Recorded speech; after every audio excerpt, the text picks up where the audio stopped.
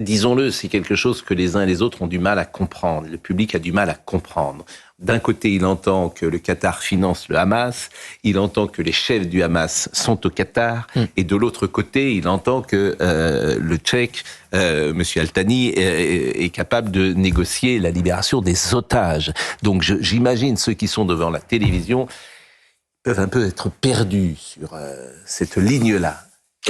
L'êtes-vous également, monsieur le député Benjamin Haddad, député Renaissance? Moi, je comprends ce que vous avez dit. Je crois que quand on fait de la diplomatie, on est obligé de trouver des intermédiaires, on est obligé de trouver des interlocuteurs. Là, on est dans une situation, on a des familles d'otages qu'on reçoit souvent à l'Assemblée nationale, moi que je suis allé voir en Israël quelques jours après la barbarie du 7 octobre, qui vivent un enfer, qui vivent dans la peur, qui ont très peu de preuves de vie, d'informations sur ce qui arrive à leurs proches. Et donc, on essaie de trouver tous les interlocuteurs, les intermédiaires qu'on a pour pouvoir les faire libérer. C'est un intermédiaire particulier pour les raisons que j'ai dites. C'est un intermédiaire qui a annoncé hier 10 milliards d'investissements en France. Voilà. C'est un intermédiaire qui, disons-le, pèse dans le CAC 40 entre 15 et 20%, le Qatar. On est bien content d'avoir le Qatar pour le Paris Saint-Germain, pour les grands hôtels parfois, pour ces investissements massifs. 10 milliards, c'est pas rien. Et on apprend effectivement que les chefs du Hamas sont au Qatar.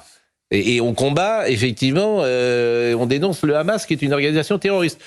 Donc il y a là quelque chose qui... Ça s'appelle la réelle politique. Oui, sans doute. Il ne faut pas se passer du Qatar, ni économiquement, ni diplomatiquement. Non, donc on ne va pas trop les embêter sur les contradictions que vous avez soulignées. Dans un monde de plus en plus fragmenté et déchiré, vous reflétez l'étonnement général devant l'attitude d'un pays qui est non engagé, qui est neutre. Il est comme la Suisse, le Qatar. Il a des relations avec le Hamas. Non, oui, là, non, financez, vous n'êtes pas neutre. Quand vous financez le Hamas, vous n'êtes pas neutre. Mais il finance tout le monde, le Qatar. Il finance le PSG, il finance le Hamas. Il déborde d'argent, le Qatar. Il ne finance pas l'Église de Rome. Permettez-moi de vous le dire comme ça. C'est pas le Vatican. Vous devriez leur suggérer. Il ne finance pas le Vatican. Mais si. Monsieur Messi, mais non. C'est le cas de le dire, Messi. Célèbre sketch de Raymond DeVos, vous ne connaissez pas. Jésus-Christ est revenu. Messi, mais non. Plus sérieusement, un État... Ah oui, vous n'étiez pas sérieux, c'est ce que j'avais... Plus sérieusement, un État médiateur, c'est plutôt une bonne chose dans le monde où nous sommes. Eh bien, écoutez, c'est une analyse. Oui. Qui est intéressante. Non, il faut que tous les États s'engagent d'un côté ou de l'autre, non. Pour Monsieur Haddad, je vais peut-être faire un monde honorable. Parce que j'avais dit l'autre jour à Guillaume Pelletier, je lui avais dit que avoir des enfants ou pas n'a pas finalement de conséquences sur la politique qu'on mène. Bon. Et c'est vrai que Emmanuel Macron n'a pas d'enfants, et ce qu'il a dit hier, je me suis demandé après si un homme qui avait des enfants dirait ça. Parce que annoncer la Troisième Guerre mondiale comme ça... Mais non. En tout cas, ça a été pris comme ça. Non, mais ça a été pris comme ça. Pardonnez-moi de le dire comme ça. C'est quand on fait de la politique, il faut savoir comment les messages sont reçus. Et ce message, il a été reçu exactement comme je le dis là. C'est-à-dire que beaucoup de gens ont dit des troupes au sol. D'ailleurs, c'est ce qu'elle a répondu la Russie immédiatement. Des troupes au sol françaises envoyées en Ukraine, ça s'appelle la Troisième Guerre mondiale. Et si vous contestez ça, je ne vois pas comment on peut engager une conversation. C'est factuel. Non, mais Pascal Praud, ce qui est factuel, c'est qu'il y a une guerre aujourd'hui sur le continent européen.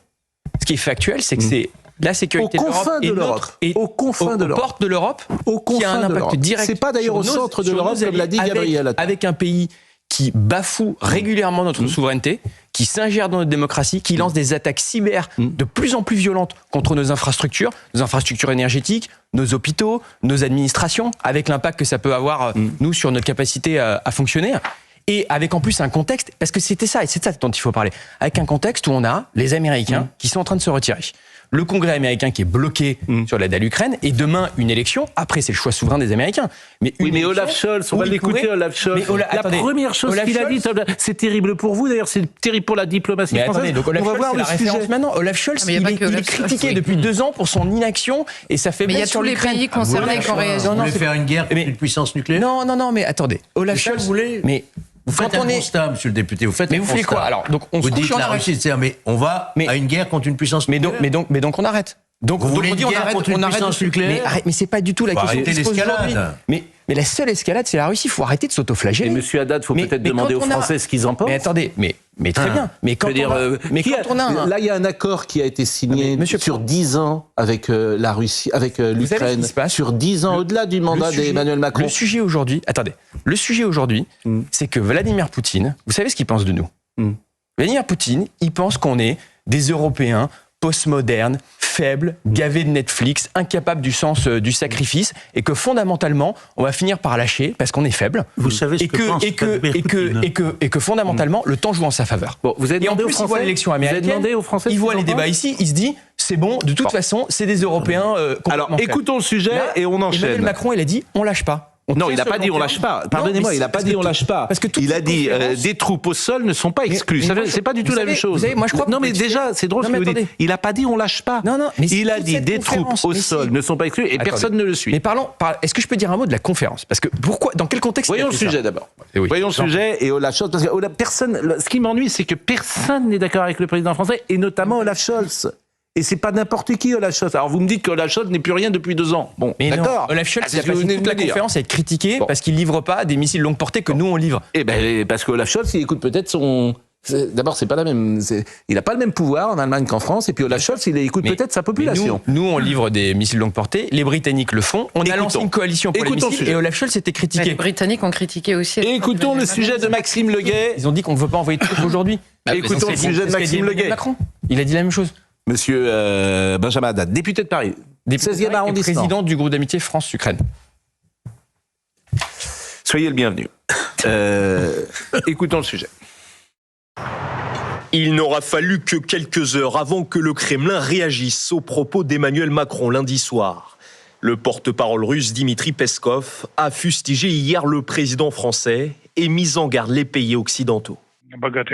Bon nombre des pays présents lors de cette conférence à Paris ont conscience du danger que représente une implication directe dans un conflit à grande échelle sur un champ de bataille. Et bien entendu, ce n'est absolument pas dans leur intérêt, ils doivent en être conscients. Ces pays devraient donc penser à leurs intérêts et à ceux de leurs citoyens. Autre réaction et pas des moindres, celle du porte-parole de l'ambassade de Russie en France. L'envoi de troupes au sol sera la ligne rouge, parce que ça peut déclencher la 3e guerre mondiale. De l'Espagne à l'Allemagne, en passant par le Royaume-Uni, le son de cloche est le même. Chez les alliés européens, à aucun moment le déploiement de soldats n'a été envisagé. Une position affirmée sans ambiguïté par le chancelier allemand Olaf Scholz. Ce qui avait été convenu dès le début entre nous s'appliquait également à l'avenir, à savoir qu'il n'y aurait pas de troupes au sol, pas de soldats sur le sol ukrainien envoyés par les pays européens ou les États de l'OTAN. De l'autre côté de l'Atlantique, les États-Unis aussi ont désavoué le président. Le président Biden a été clair sur le fait que les États-Unis n'enverront pas de soldats combattre en Ukraine. Pour l'Ukraine, en revanche, cette déclaration est un bon signe envoyé pour la suite des discussions diplomatiques. Bon, je précise quand même qu'un Mirage 2000 français intercepte un avion russe au large des côtes estoniennes. Sébastien Lecornu, d'ailleurs, a fait un tweet dire que l'on n'exclut rien, ce n'est ni être faible, ni être escalatoire, a-t-il dit. Le président de la République a été clair, nous ne sommes pas en guerre avec le peuple russe ou la Fédération de Russie. Et puis il y a eu ce tweet de l'armée française hier soir, décollage sur alerte et interception d'un avion de reconnaissance et de renseignement coûte au large des côtes par les Mirage 2005, objectif protéger l'espace aérien de nos alliés. Est-ce qu'on peut rappeler quand même quelques petites choses? La Russie a annexé une partie de la Géorgie et elle ne s'est pas arrêtée là. La Russie a annexé la Crimée, elle ne s'est pas arrêtée là. Elle occupe le Donbass, elle ne s'est pas arrêtée là. Elle a voulu annexer toute l'Ukraine et elle continue de dire que c'est l'objectif final. Donc en fait, le président Macron pose une question qui est en effet tragique, très sérieuse. Jusqu'où sommes-nous prêts à aller pour arrêter la Russie, qui ne s'arrêtera pas là? Le prochain objectif, ce sera peut-être les Pays-Baltes, peut-être un autre pays. Il faut quand même évaluer la situation et l'envisager jusqu'au bout. Que se passera-t-il, par exemple, si la Russie attaque un autre pays? Vous avez parfaitement raison. Je trouve que la question se pose. Après, c'est vraiment tragique. Les Français peuvent être dans la boucle. C'est tout ce que je dis sur ce sujet. Fondamentalement, Emmanuel et Dominique Jamais. C'est ce que dit à l'heure actuelle toute une propagande, que la Russie ne s'arrêtera pas là. Écoutez, à moins que Poutine soit fou à considérer les difficultés qu'il a en s'attaquant seulement à l'Ukraine, il faudrait qu'il soit fou pour étendre sa guerre Ce raisonnement, vous l'oubliez. Ah bon, pourquoi? Oui, mais parce qu'on a dit la même chose avant, il fallait être fou pour qu'il entre en Ukraine. Vous l'oubliez, ce raisonnement, puisque justement, précisément, il l'est peut-être. Fou?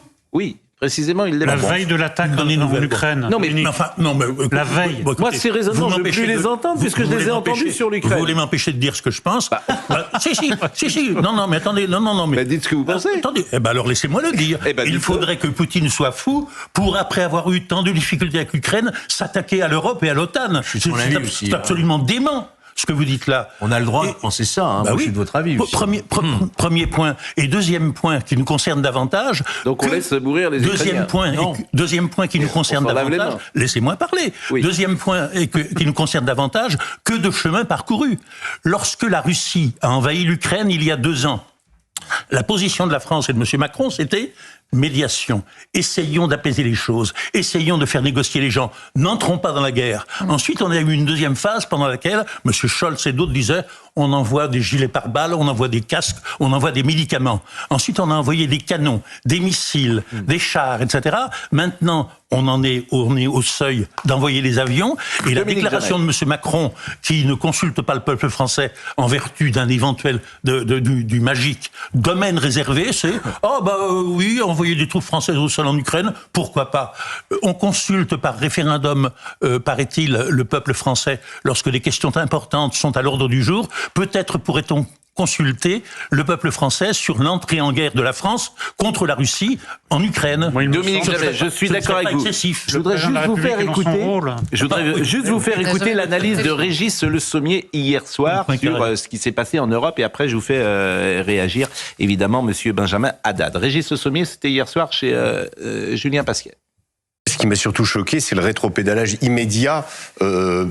Quelques heures plus tard, on apprenait que le Premier ministre hollandais disait « Oui, ça n'a jamais été débattu ». Olaf Scholz est intervenu immédiatement, jusqu'à la Pologne... la décision, il l'a prise tout seul. Oui, et jusqu'à la Pologne, qui d'habitude est plutôt très vent debout pour intervenir. Là, les Polonais ont assez rapidement dit qu'eux n'interviendraient pas. Et puis, ce coup de grâce, 18h02, communiqué de la Maison-Blanche, nous n'enverrons pas de soldats en Ukraine. Donc, si vous voulez, tout à coup, au fur et à mesure de la journée, le président français s'est retrouvé extrêmement seul dans ses paroles. Et je pense qu'il s'en tirera il dira que finalement, il n'a pas exactement dit ça et que on passera à la suite et on passera à une nouvelle bourde. Benjamin Haddad, c'est vrai que tout le monde souligne ça. C'est pas il est seul. Vous savez, je ne crois pas que Poutine soit fou. Je l'ai jamais pensé. Mais en revanche, je pense qu'il réagit au rapport de force. Et s'il a le sentiment qu'on est faible et qu'on ne réagit pas, il continuera à avancer. Ça fait 20 ans qu'il assassine des opposants politiques, compris chez nous. Oui. Il a envahi la Géorgie. Il a d'abord attaqué l'Ukraine, annexé la Crimée en 2014. On n'a pas réagi. Puis, mais c'est quoi, alors, il a envahi l'Ukraine. En fait, on fait quoi? On montre qu'on est capable de gérer un rapport de force et qu'on est capable de tenir dans le temps long. Mais on vient de montrer notre faiblesse. Mais pas du tout. Mais si division à l'échelle internationale, tout le monde lâche le président. Il y a eu 20. Mais il doit, pardonnez-moi de le dire comme ça, mais il doit tenir les côtes, Vladimir Poutine. Je ne crois pas du tout. Après ce qui s'est passé hier, mais il doit avoir des gens en face de lui qui sont complètement divisé, et il n'y a aucun leadership en Europe. Aucun leadership. Qui est leadership en Europe? Là, on a réuni 20 chefs d'État et de gouvernement à Paris. Mais attendez, Emmanuel Macron est le leadership européen sur ce sujet. Pascal Praud, on a réuni 20 chefs d'État et de gouvernement. On a pris des décisions sur les munitions. On a pris des décisions sur les missiles longue portée. On a bougé nos partenaires à un moment où il y a des doutes sur la sécurité américaine. Moi, je ne veux pas que la sécurité de l'Europe se joue à pile ou face par les électeurs du Michigan tous les 4 ans. C'est ce qu'on a dit là, et on a dit à Vladimir Poutine, on est prêt à tenir. Après, juste, je voudrais quand même faire une précision, parce que les troupes dont on parle, et dont il y a eu un débat là lors de cette conférence, qu'est-ce que c'est? C'est des ingénieurs pour faire de la formation, pour faire de l'instruction. Arrêtez. Je vous donne un exemple très précis. C'est pas la question à laquelle répond le président. C'est pas des ingénieurs. Alors maintenant, vous allez me dire que c'est pas des troupes. Alors pourquoi il le dit? Enfin, c'est des petits. Franchement, c'est pas sérieux. Là, c'est pas sérieux. En fait, c'est pas sérieux. Là, vous me dites que c'est pas sérieux, que c'est même pas des troupes. Donc, en plus, le président envoie des troupes, mais c'est des fausses troupes. Mais pas du tout. C'est des fausses troupes. Mais nos troupes, c'est pas que des troupes combattantes, Pascal. On a des militaires qui font de la formation, on a des instructeurs, ils prennent des risques. C'est pas sérieux. Et C'est pas sérieux. mais là, C'est pas sérieux. Attendez, respectons un petit peu quand même. Je nos respecte, c'est pas militaires sérieux. Qui font toute une série de tâches. Prenons l'exemple des canons César. C'est ce qu'on livre aux Ukrainiens. Vous savez, c'est ce qu'il y a de plus précis, de plus efficace. Les canons César. Les canons défensifs. oui. On fait la formation des artilleurs dans l'Isère. Formation, Et après, quand le canon César il est cassé, Enfin, il demande maintenance, on doit le sortir Écoutez, en poche. Benjamin, C'est pas pareil. écoutez, on peut faire tout ça en Ukraine. Benjamin, ça m'a fait penser. Benjamin Haddad, moi, pourquoi je reçois peu d'hommes politiques? Attendez, pourquoi je reçois peu d'hommes politiques? Parce qu'en fait, vous êtes tellement déconnectés de des gens qui nous regardent. Les gens qui nous regardent hier, ils n'ont pas entendu ce que vous êtes en train de me dire ce matin. Ils ont juste entendu leurs enfants sur le sol de Kiev. Je comprends. Attendez, C'est pour ça. quand on fait de la politique, faut penser à ceux à qui on parle. Les gens qui sont devant leur poste hier, ils ont entendu mes enfants à Kiev. C'est ça qu'ils entendent. Mais c'est la sécurité, de notre pays dont on parle. Quand t'entends des troupes en Ukraine, t'entends ça. À partir du moment où vous me dites, oui, ce sera peut-être des mécaniciens, des ingénieurs. Enfin, Et c'était à ce moment-là, tu t'en parles pas. T'en parles pas. Je suis désolé de vous le dire. Mais vous avez raison. Bon, on parle Georges Fenech. d'une situation grave. On parle de la guerre qui a un impact sur nos sécurités. Georges Fenech. Ça m'a rappelé lorsque le président Emmanuel Macron est allé en tournée au Moyen-Orient en disant on va créer une coalition pour abattre le Hamas. Il a sorti ça comme ça de son chapeau. Quelle coalition il y a eu? Aucune. Et là, il renouvelle cette façon de faire de la politique. C'est la politique de la peur internationale où il prend une initiative en disant on est tous plus ou moins d'accord, vous allez voir. Mais arrêtons. Arrêtons. Après, vous vous étonnez que l'Allemagne réagisse de cette façon. Tout le monde sait. Georges Fenech. Tout le monde sait qu'il y a des Dominique Jamais. Tout le monde sait que des considérations de politique intérieure et de campagne des européennes expliquent l'attitude belliqueuse du président Macron. Cela s'est vu avec M. Attal à l'Assemblée hier. On en parlera après. Il s'agit à l'heure actuelle de faire la distinction entre les bons et les méchants, le bien et le mal. Le Front National, le Rassemblement National et LFI sont du côté des collabos. Ouais. Et les autres sont des résistants, sont des gens bien. Est-ce qu'on a le droit de poser une question? Non, mais la question qu'a posée Eric est très juste. Est-ce que nous sommes prêts, nous, à aider l'Ukraine pour qu'elle ne, au nom de nos valeurs, et aller se battre pour l'Ukraine? Voilà la question. Je repose différemment la question. Non, mais Éric Nolot a raison. Eh bien, posons la question aux Français. Est-ce qu'on veut une guerre nucléaire ou pas? Est-ce que vous voulez 70 millions de morts? C'est ça? Oui, enfin, si vous posez la question comme ça... Évidemment, si c'est ça la question, bon. C'est ça la question. Est-ce qu'en plus de nous soucier, en effet, du sort de nos enfants, qui seraient éventuellement obligés d'aller se battre à Kiev, on peut également se soucier du sort de nos enfants sous un autre angle, en nous demandant dans quelle Europe ils veulent vivre?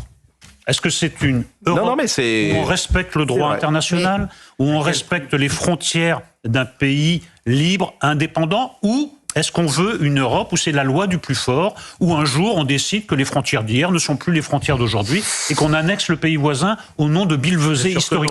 On a le droit de se poser la question? On va marquer une pause et on va saluer notre ami Thomas Hill. Non mais vous avez très bien posé le débat.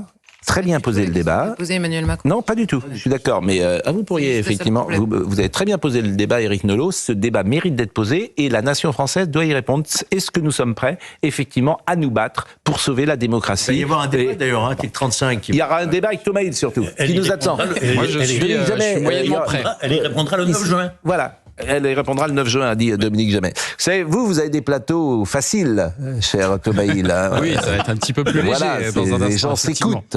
Ce sont des artistes, parfois. Mais nous, c'est différent. Bon, tout va bien? Très bien, capitaine. Ah oui, non, mais évitez, si vous pouviez éviter franchement, ces gestes militaires, parce que ça me fait peur. Bon, merci en tout cas. Allez, bonne émission, vous Pascal. coupez un peu les cheveux, manifestement, Thomas Hill. C'est mieux, c'est plus propre. C'est mieux. Bon.